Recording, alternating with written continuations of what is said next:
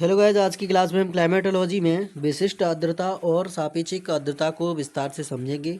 ठीक है, बहुत ही इंपॉर्टेंट है। यह UGC NET, MP SET, MP TET, Madhya Pradesh पात्रता परीक्षा वर्ग 1, KVS, NBS, D triple SB, PhD, PGT exam के लिए बहुत ही इम्पोर्टेंट है।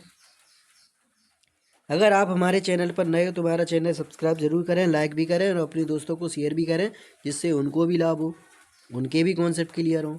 ठीक है, आज का कॉन्सेप्ट बहुत ही इंपॉर्टेंट है। आजकल क्वेश्चन कॉन्सेप्ट से बनने लगे, जिनके कॉन्सेप्ट क्लियर होते हैं उनके ही क्वेश्चन करेक्ट होते हैं। इसीलिए आपका हमारी क्लास में निरंतर होना बहुत ज़रूरी है। आप हमारी क्लास में निरंतर और अंत तक बने रहें, आपका हर कॉन्सेप्ट क्लियर होगा। ठीक है, अब हम स्टार्ट करते हैं। विशिष्ट आर्द्रता, इसको इंग्लिश में क्या कहते हैं? Specific humidity. क्या है स्पेसिफिक ह्यूमिडिटी? 1 किलोग्राम आर्द्र वायु में उपस्थित ग्राम इकाई में जल वाष्प की सकल मात्रा को विशिष्ट आर्द्रता कहती है। ठीक है, विशिष्ट आर्द्रता निश्चित आयतन वाली आर्द्र वायु में वर्तमान वास्तविक नमी की मात्रा को दिखाती है। ठीक है, आगे समझ में। विशिष्ट आर्द्रता का वाष्प दाब, विशिष्ट आर्द्रता का वाष्प दाब की मात्रा से सीधा संबंध है। विशिष्ट आर्द्रता का वाष्प दाब की मात्रा से सीधा संबंध है। कैसे? यदि वाष्प दाब में वृद्धि होती है तो विशिष्ट आर्द्रता में भी वृद्धि होती है। वाष्प दाब में कमी होती है तो विशिष्ट आर्द्रता में भी कमी होती है। ठीक है, आप इस चित्र में देख सकते हैं, इस फिगर में यहाँ पर इसका फॉर्मूला दिया हुआ, बहुत इंपॉर्टेंट है, नोट कर लो इसे। ज़्यादातर क्वेश्चन फॉर्मूला से पूछा जाता है। ठीक है, फॉर्मूला क्या है? Specific humidity equal mass of water vapour upon total mass of air including water vapour. ठीक है, बहुत ही इंपॉर्टेंट है फॉर्मूला, 3 स्टार लगा लो, यही पूछा जाता है। ज़्यादातर क्वेश्चन फॉर्मूले से बनते हैं और डेफिनेशन से। ठीक है, इसलिए बहुत इंपॉर्टेंट है। गैस, अगर आपको समझ में आ रही हो क्लास तो लाइक सब्सक्राइब जरूर करें और अपने दोस्तों को भी शेयर करें, जिससे उनको भी लाभ हो, उनके भी कॉन्सेप्ट क्लियर हो। ठीक है, अब हम आगे बढ़ते हैं।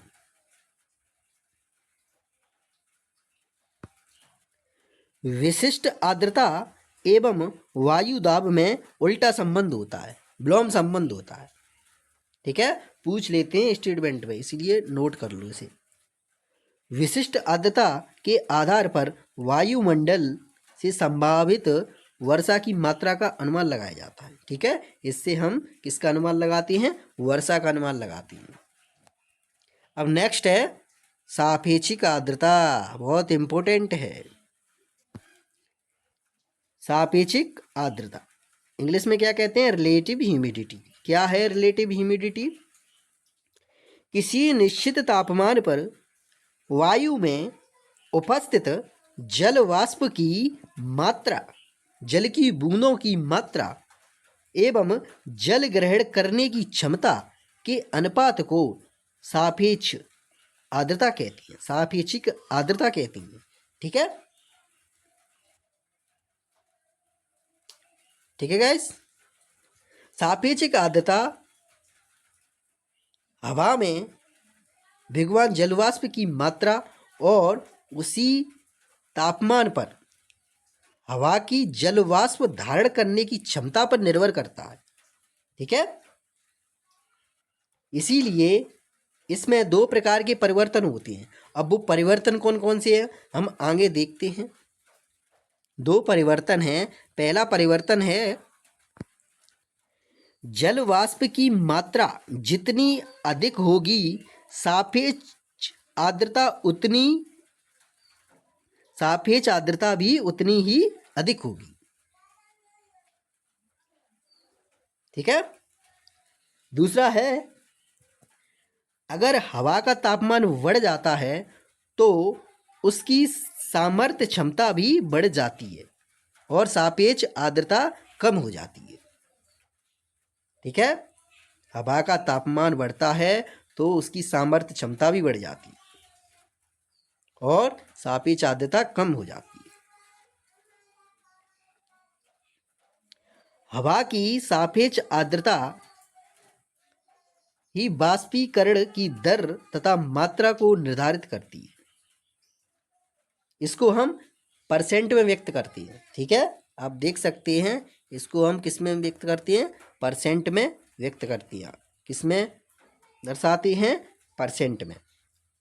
Relative humidity represents amount of water in air in percentage. ठीक है, नेक्स्ट है सापेक्ष आर्द्रता 100% हो जाती है, 100% हो जाती है। आप देख सकते हैं ये 100%। तो वायु संतृप्त हो जाती है। जिस बिंदु पर वायु संतृप्त होती है उसे हम क्या कहते हैं, उषांक बिंदु। नोट कर लो, बहुत इंपॉर्टेंट है, क्वेश्चन पूछा जाता है कि उषांक बिंदु क्या होता है। ठीक है, उषांक बिंदु पर ही संघनन के जलवाष्प जल और हिम में बदल जाती है। ठीक है, आ गया समझ में। तो गाइस आज हमने सापेक्ष आर्द्रता और विशिष्ट आर्द्रता को विस्तार से समझा, बहुत ही इम्पोर्टेंट है। अगर आपको ये क्लास अच्छी लगी हो तो ज़्यादा से ज़्यादा शेयर करें, अपने दोस्तों को भी शेयर करें, जिससे उनको भी लाभ हो, उनके भी कॉन्सेप्ट क्लियर हो। और ऐसे ही आप हमारी क्लास में निरंतरता बनाए रखें, आपका हर कॉन्सेप्ट क्लियर होगा। ठीक है, ठीक है गाइस।